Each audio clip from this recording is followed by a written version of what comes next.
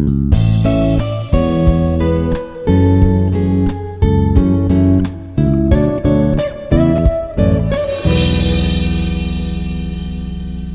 morning, one and all. I am Dr. Ramya Swetha, Assistant Professor, Department of Civil Engineering from Institute of Aeronautical Engineering. Today, our topic is Modification by Inclusion and Confinement, question bank. Here, we are going to discuss regarding what kind of chances are there for getting the various questions from this particular module and how to write those kind of questions according to based on the given parameters. So according to that, in this class, we are going to understand what are the chances of getting various kinds of questions in this module 5, that is modification by inclusions and confinement.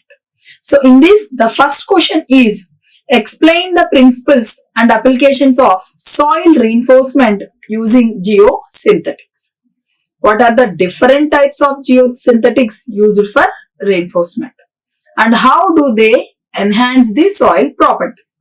So here first we have to understand what type of technique they are asking as a part of this modification. So in this, soil reinforcement using the geosynthetics and also different types. So those are geosynthetics used for the reinforcement and also what are the properties are going to change.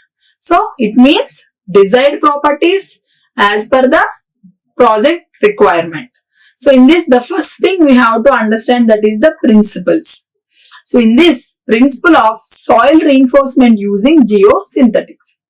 So the soil reinforcement, which is going to involve the inclusion of geosynthetics within the soil to improve its mechanical properties. So the soil reinforcement, it is nothing but it gives the strength in different properties.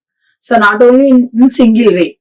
So those mechanical properties may compressive strength, tensile strength. In strength point of view, we are going to enhance in different ways using this kind of soil reinforcement.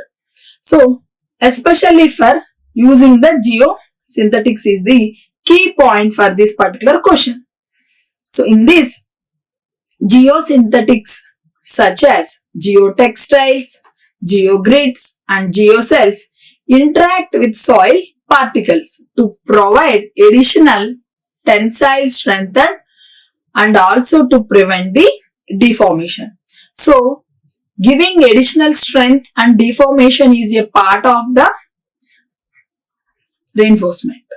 So this soil, it get the more strength and also it prevents the deformation. Such kind of characteristics are going to modify using this kind of soil reinforcement by using these geosynthetics. So in this is the principle which is involved in the soil reinforcement using geosynthetics. So it involves inclusion of geosynthetics within the soil to improve its mechanical properties. Like that, we have to understand based on the question. First, we implement the principles of soil reinforcement using geosynthetics. Now, what are the applications? So, and different number of applications where we are going to apply these kind of principle as part of the enhancing the soil properties for required project construction work. So, in these, those are retaining walls. At the time of retaining wall construction, there is a chance it may use these kind of soil reinforcement as per the based on the soil type. So based on the soil type is important parameter.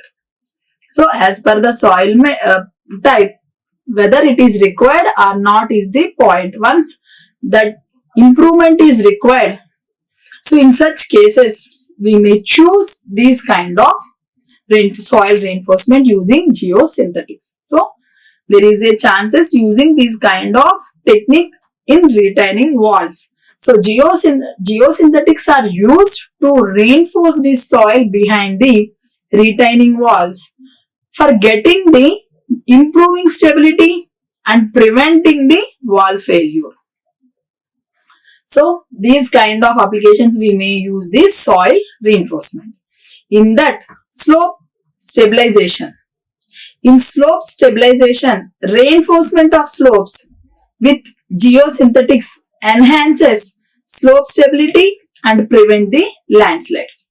In slope stabilization, whenever we are using different kinds of things in ghat roads or hilly regions, so such any kind of, whether we are providing roadways to that hilly regions or sort of road constructions, maybe improve the agriculture sector, whatever the things are going to happen in that particular region, it may helpful. In those situations, these slopes are going to lead any kind of construction without knowing and without less effective we are putting on to the soil side, it may lead to disasters. So in that particular regions, we have to understand which type of soil it is, which kind of atmosphere is there, what kind of geological situations are present in that particular region.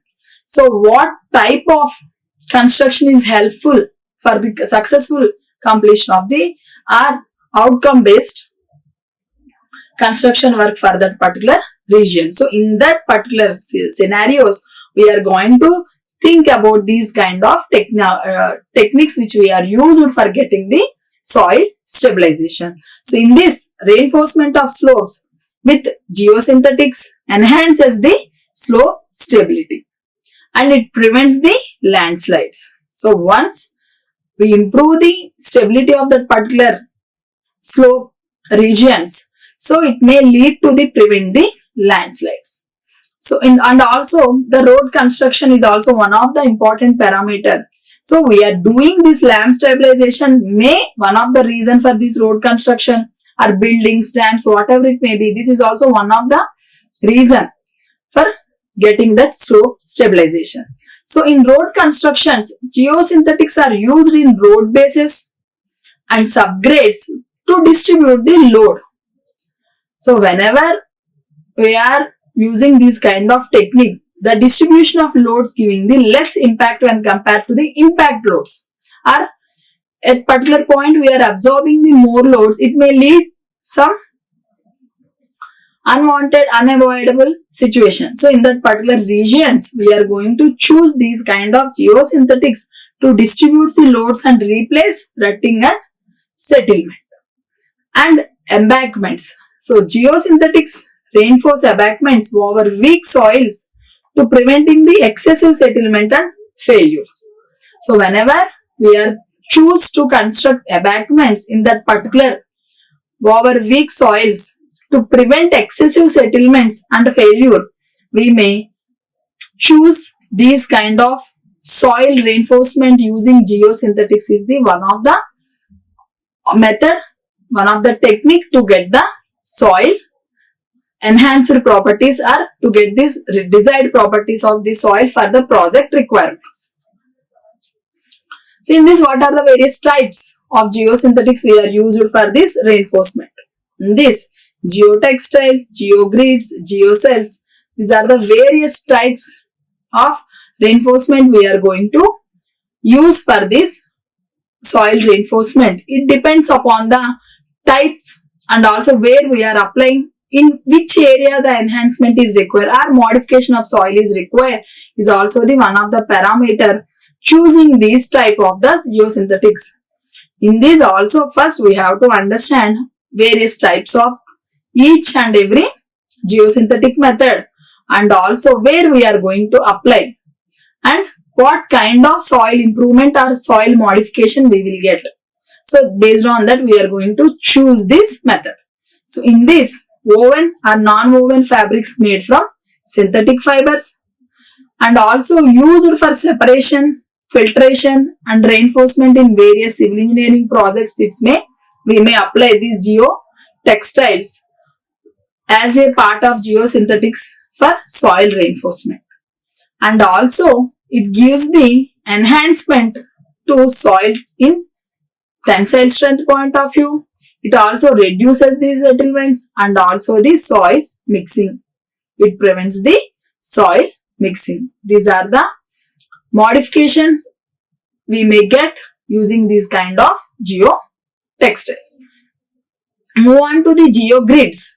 So grid-like structure made from polymers such as polypropylene. So these kind of nature of the geogrids, whenever we are using for the soil reinforcement, is for retaining walls, slopes and roadways.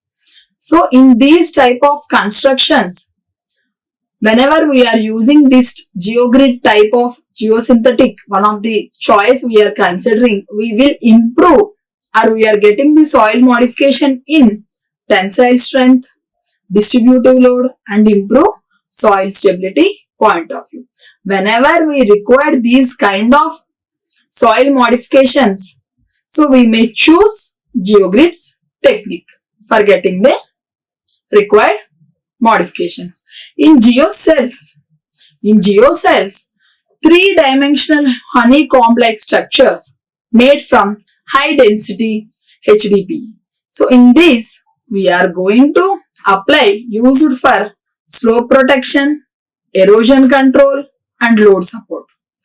These are the various ways are there we are going to apply these geocells. So using these geocells methods for protection and erosion control and load support point of view, we are finally, once we apply this geosynthetic technique, we may get this confinement of soil. We will get the soil modification in confinement point of view, improve load distribution and increased resistance to erosion. So these are the various types which we are used for soil reinforcement, and we are going to apply in different scenarios, and also we will get the various types of modifications of the soil properties as per the project requirements. And where this enhancement of soil properties in detail also we may discuss, that is increased strength, improved load distribution, reduced settlement and enhance the stability. These are the various soil properties they are going to modify using this soil reinforcement used by geotextile technique. In this method, geosynthetics provide additional tensile strength, reducing likelihood of the soil failure. In geosynthetics, distribute loads are more evenly, reduced stress concentrations and preventing the deformation. And also reinforced soil experience less settlement under load, maintaining the integrity of the structures also. And one more important soil parameter which is going to induce enhanced stability, it includes of the geosynthetics improves overall soil stability, preventing landslides and slope failures. So in this we are understanding these are the different types of properties those are going to improve, or we are getting the modifications as per the project requirements using geosynthetics as a part of soil reinforcement technique. So like this we are going to enhance the problem. First we have to understand the question according to that what are the various parameters which are going to include. We use those technical terminology, we include in that gives the better results. Move on to the other kind of question. We may discuss the process and benefits of using stone columns. This is stone columns. In ground improvement, what are the design considerations and limitations of this method? So in this process of using stone columns, so in site investigation, column installation, compaction, quality control, these are the various steps. Any kind of process we start with site investigation or site leveling or site preparation is the first step, the primary step which we follow. In this site investigation, for better understanding about the soil to assess their properties and what are the requirements for the project, it helpful for getting the better results, and also it's easy to use the technique, the particular whatever the choose method, whatever the chosen technique or selected technique for getting the soil modification, it gives the better results. So in this we are going to conduct geotechnical investigation to assess soil conditions and determine the stability for stone columns. And also column installation. Install stone columns using method such as vibro replacement or vibro displacement.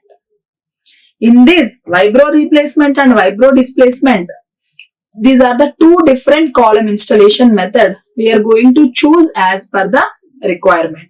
So in this vibro replacement is used to create a cavity in the soil which is then filled with the gravel or crushed stone. In vibro displacement, the vibro displacement soil laterally as it penetrates and stone is introduced to form the column. So this is the column installation. The next step for this column stones, compaction. The stone columns are compacted to achieve the desired density and improve soil properties. So once we go through this step-by-step procedure, now quality control, we are going to perform quality control tests to ensure proper installation and perform of stone columns. So like this, we are going to understand the step-by-step process of using the stone columns. What are the benefits of these stone columns? In this, increased bearing capacity, reduced settlement, improved drainage, enhanced liquefaction resistance are the major benefits from this stone column technique. So in these stone columns, they are going to improve the load bearing capacity of the weak soils. Whenever the weak soils, we are going to deal with the project. So this method, this stone column method is suitable and making them suitable for the supporting structures. And also next we are move on to the settlement. Whenever we are reducing this settlement using this inclination of the stone column, it reduces overall and differential settlement of foundation. And also improved drainage. So stone columns enhance drainage within the soil, reducing the pore water pressure and also increases the stability also. Enhanced liquefaction resistance also we are approved in these stone columns. Enhanced liquefaction resistance. Stone columns improve soil resistance to liquefaction in these seismic prone areas. Whenever there is a chance of the earthquake resistance in that particular region, this is the one of the benefit which we will get for this using this stone column technique. What are the various design considerations for these? So column diameter and spacing, depth of columns, load distribution, soil characteristics. These are the some of the major design considerations for this stone columns. In this stone column technique, first we have to understand the column diameter and spacing. How much it is required. Determine the optimal diameter and spacing of the stone columns based on the soil conditions and also the load requirement. It depends upon the various soil conditions and what we required for the project construction requirements also. So according to that, we are going to consider these two parameters for getting the stone column design. So in that, column diameter and spacing. And one more important parameter is depth of columns. So we have to ensure the column parameter to sufficient depth to reach a stable soil layer. So according to the based on the soil layer, we are going to ensure the columns penetrate to sufficient depth to reach a stable soil layer. So this is also one of the design considerations. So how much depth it is required as per the construction project or the project requirement and also the desired properties of the soil. So which type of property is going to enhance our improvement or modification which we require. So based on that also we are going to choose this depth of columns. Now load distribution. So design stone columns to effectively distribute loads from the superstructure to the underlying soils. And also soil characteristics. What type and properties of the soil when designing stone columns to ensure effectiveness. These are the design considerations which we are going to understand in these stone columns. And also we have some limitations also there in these soil types. Those are as per the stone columns. Those are soil type, installation cost, settlement control, and also environmental impact. These are the some of the limitation which we are going to observe in this stone column technique when we are applying these for soil modification. The one is soil type. So, stone columns may not suitable for highly corrosive or very loose soils, as these soils may not provide sufficient lateral support. So, in this limitation, stone columns are, it can be highly corrosive soils, it is not used technique. It is not adaptable technique for such kind of situations. And also the installation cost of stone columns can be expensive, especially for large scale projects. So in large scale projects, whenever we are using this is expensive, it may increases the project cost also. And settlement control. In some of the situations, while stone columns reduce the settlement, they may not eliminate it entirely. Some sort only it is going to manage, but not completely entirely. And also some differential settlement may still occur using these kind of stone columns. Whenever we are using these stone column for the reducing settlement purpose, for getting that modification in soil, it may not be fulfilled. So this is also one of the major limitation which we observe in these stone columns. Environmental impact. So the installation process can noise, and whenever we are installing these stone columns, so this creates some noise and vibration. It impacting the surroundings, environment as well as the structures. Any substructures which are going to not that much as expectation for these kind of activities, they may affect.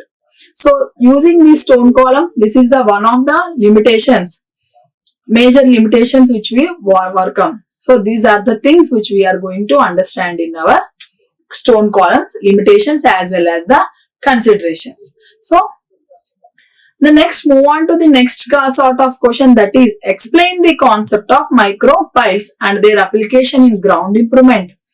What are the advantages and challenges associated with this micro piles? So in this micro piles concept, the name itself tells us micro piles. It means it is small.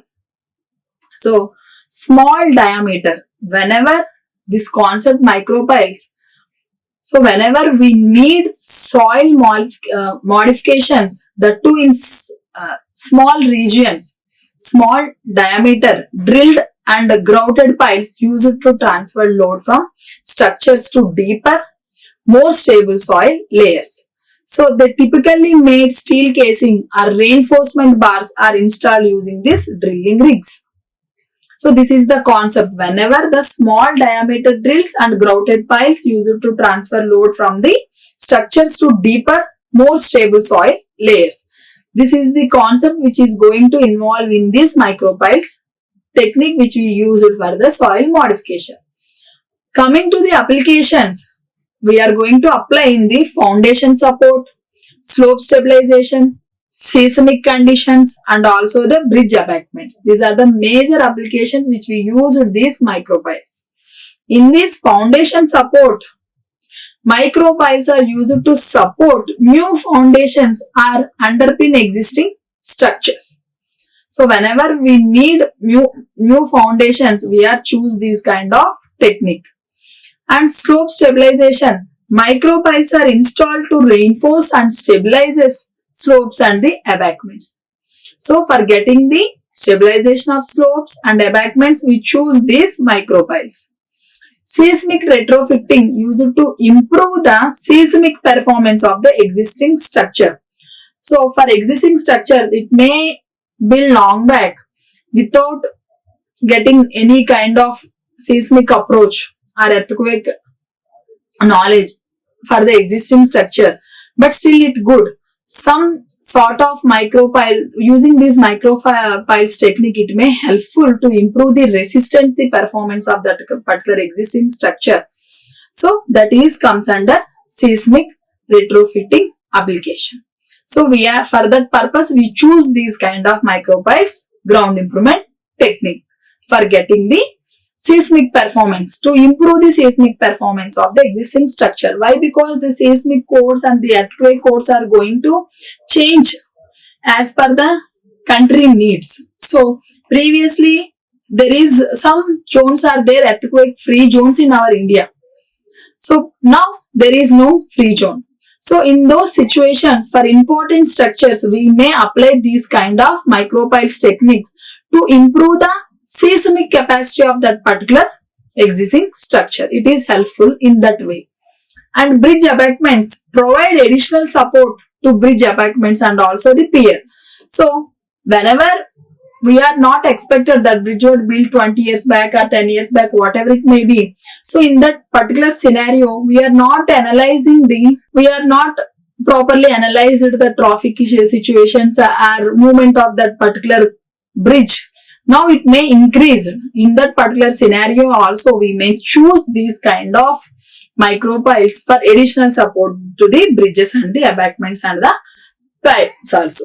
So these are the applications which we observe. So in this, move on to the advantages. Its versatility, high load capacity, minimal vibration, rapid installation is the major advantages of these micropiles. So micropiles can be installed in n different number of various soil conditions and confined spaces, making them suitable for urban areas. High load capacity. So the micropiles, whenever we are choose the smaller diameter also, even though they are able to carry the high loads. So that capability is the one of the major advantage of these micropiles, can support significant loads due to the high strength materials also used. In minimal vibration, the installation process generates minimal vibration, reducing the risk of damage to the nearby structures. So the installation process, no, it's not like a stone column. So it minimal vibration is required, and also it reduces the risk of the damage of the nearby structures. So the installation process generates minimal vibration is also one of the advantage. And rapid installation, micropiles can be installed quickly, reducing construction time and minimizing the disruption. So these are the major advantages which we observe in our micropiles. Move on to the challenges. We may face different types of challenges in micropiles also, even having so many advantages. The cost, drilling difficulties, quality control, limited diameter. Cost.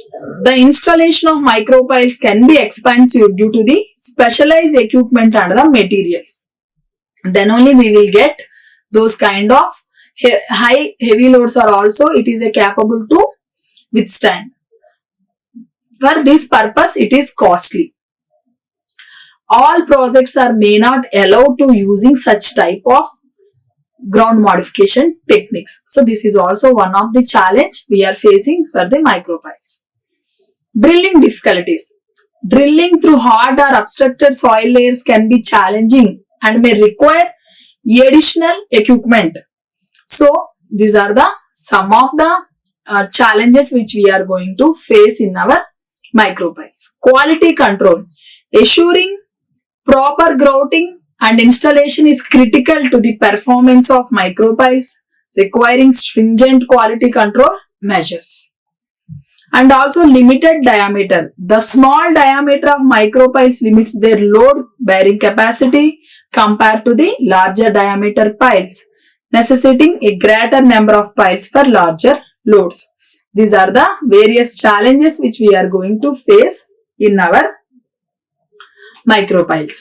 Now, another kind of question there is a chance to ask regarding these. So, gabions. So, describe the process and benefits of using gabions in ground improvement. What are the typical applications of gabions and what are the factors should be considered in their design? So there is a chance to ask these kind of questions. The process of using gabions: site preparation, gabion assembly, filling, placement and anchoring and the tying. These are the various steps, process which are involved in this gabions technique. The site preparation, it is going to clear and level the site where gabions will be installed, and also assemble gabion baskets using galvanized sheet steel wire mesh. Fill the gabion baskets with stone or rock material, ensuring proper compaction and placement. So in placement, place the filled gabions in the desired location, interlocking them to form the stable structure. Anchoring and tying. Secure the gabions with tie wires and anchors to prevent movement and ensure stability. In these benefits of these gabions, flexibility, permeability, durability, environmental integration are the various benefits which we are getting using these kind of technique. In these, gabions can conform to ground movements, reducing the risk of structural failure. And permeability, the open structure of gabions allows water pass through, reducing hydrostatic pressure and improving drainage. Durability, made from durable materials, gabions have a long service life and require minimal maintenance. So this minimal maintenance is there for these techniques. In environmental integration, gabions can be integrated into the natural environment, promoting vegetation growth and enhancing various properties. So coming to the various applications of these gabions. So slope stabilization, retaining walls, riverbank protection, channel lining. These are the some of the applications where we use these gabions. So in slope stabilization, gabions are used to stabilize slope and prevent the erosion. In retaining walls, constructed at retaining walls to support soil and prevent landslides. Riverbank protection, used to protect riverbanks and shorelines from erosion and score. In channel lining, gabions line channels and culverts to prevent erosion and improve hydraulic performance. These are the typical applications which we observe in gabions. As a part of design consideration, the material selection, structural integrity, foundation preparation and environmental impact are the major parameters which we are going to consider at the time of these gabion designs. In this material selection, we have to choose durable, non-corrosive materials for the gabion mesh and fill materials. As a part of structural integrity, ensure the gabion structure can withstand the loads and forces it will subjected to include water flow and soil pressure. Prepare a stable foundation to prevent settlement and movement of the gabion structure. As a part of environment impact, consider impact on the surrounding environment, ensuring the design promotes ecological balance and minimize the disruption. These are the design considerations which we observe.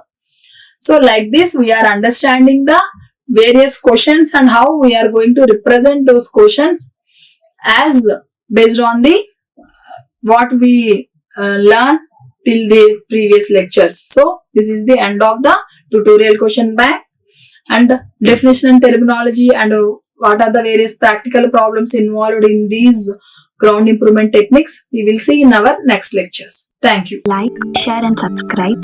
Hit the bell icon for more updates.